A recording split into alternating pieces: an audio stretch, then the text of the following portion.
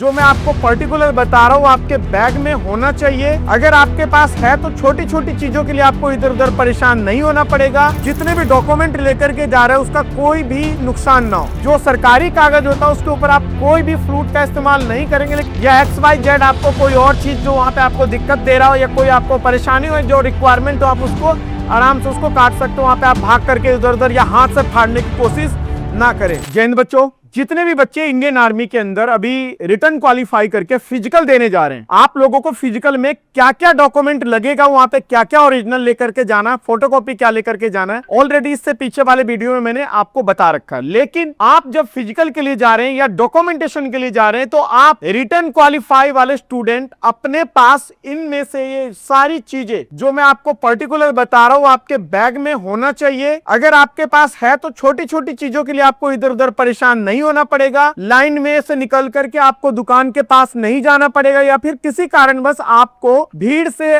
Out नहीं किया जाएगा। जितने भी बच्चे हैं वो इस चीज का ध्यान रख ले कि आपको सबसे पहले एक नंबर पे आपको एक वाटरप्रूफ बैग, क्योंकि मौसम अभी बिल्कुल खराब है, वाटरप्रूफ बैग रखना है ताकि आप जितने भी डॉक्यूमेंट लेकर के जा रहे हैं उसका कोई भी नुकसान ना हो। दूसरे नंबर पे आपको यहाँ पे ट्रांसपेरेंट फाइल होता है। आपने देखा होगा जैसे किताब होता है ना, उसी तरीके से एक फाइल होता है। एक तो पन्नी दे देते हैं, वो पन्नी नहीं, एक ट्रांसपेरेंट फाइल होता है जिसके अंदर एक एक आप डॉक्यूमेंट का एक एक कॉपी आप अपना उसके अंदर रख सकते हैं। तीसरे नंबर पे है ये छोटी सी चीज पेंसिल। पेंसिल आपके पास होना चाहिए। एक शॉर्पनर रख लेना बैग के अंदर, एक रबड़ रख लेना, एक फ्लूट। ये फ्लूट जो वही चीज है तो वाइट करने के लिए काम आता है। अगर आपसे कोई मिस्टेक हो गया, कहीं पे थोड़ा सा इंक ज्यादा चल गया, तो आप वहां पे अपना फ्लूट से काम कर सकते हैं। बाकी जो सरकारी कागज होता है उसके ऊपर आप कोई भी फ्लूट का इस्तेमाल नहीं करेंगे, लेकिन हल्का फुल्का अगर आपका ओवर राइटिंग हो चुका तो वहां पे आप फ्लूट का इस्तेमाल करके जो छुपा सकते हैं आप उससे आप काम कर सकते हैं। आपके बैग में 101% एक क्या होना चाहिए, स्टेपलर होना चाहिए और एक उसका पिन होना चाहिए। पिन का 2 रुपए 3 रुपए का डब्बी आता है, वो आप रख लेना। उसके बाद यहाँ पे आपके पास पेन जो होगा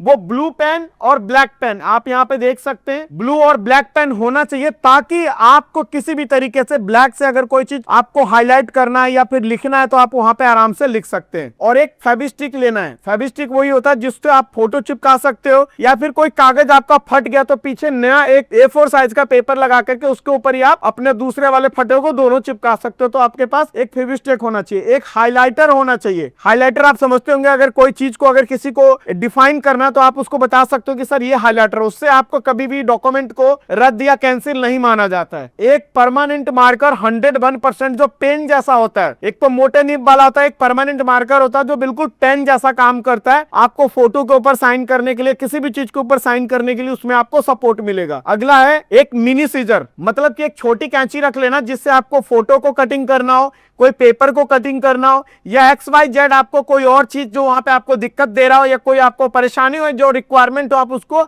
आराम से उसको काट सकते हो। वहां पे आप भाग करके इधर उधर या हाथ से फाड़ने की कोशिश ना करें। उसके बाद A4 साइज का जो आपका पेज होता है वो कम से कम आपके बैग में 10 पड़े होने चाहिए, ताकि आपको इमरजेंसी में किसी भी तरीके का कुछ भी अगर आपको लिखने का या कुछ दिखाने का, या वहां पे आप डॉक्यूमेंट चेक करवा रहे, कोई फोटोकॉपी निकलवा लिया तो नहीं निकलवाने दे रहे तो आप पेज दे देंगे तो वो आपको सपोर्टिंग कर सकते हैं और आपको मदद मिल सकती है। उसके बाद आपको यहाँ पे आपको ध्यान रखना है कि जितने भी डॉक्यूमेंट्स हैं आपके XYZ, चाहे 10th का मार्कशीट हो या फिर वो आपका डोमिसाइल हो, कोई भी डॉक्यूमेंट है उन सब ओरिजिनल को जो मैंने आपको बैग बताया है इसके अंदर आप लोग अपने ट्रांसपेरेंट पन्नी के अंदर डाल करके रख सकते हैं।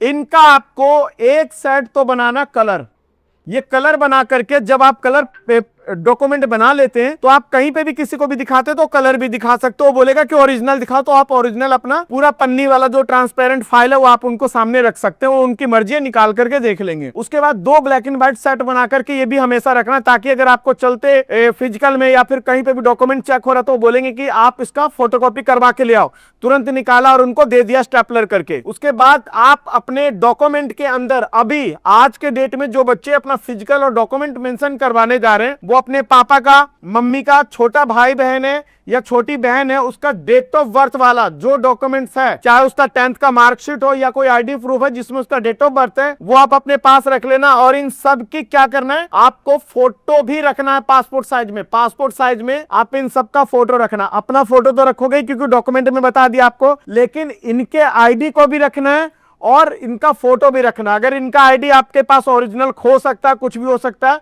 तो आप इनका फोटोकॉपी भी ओरिजिनल वाले का कलर प्रिंट करवा करके आप रख सकते हो। तो ये है बच्चों, आपको अपने फिजिकल में जाते समय एक जो सामग्री आपके पास होना चाहिए, डॉक्यूमेंट सबमिट करवाते समय जो आपके बैग में जिन जिन चीजों की रिक्वायरमेंट है, वो ये 101% आपको जरूरत पड़ेगा। तो आप अपने फिजिकल या डॉक्यूमेंटेशन के लिए अगर आप जा रहे हो तो इन सारे चीजों को लेकर के जाना है। जय हिंद बच्चों।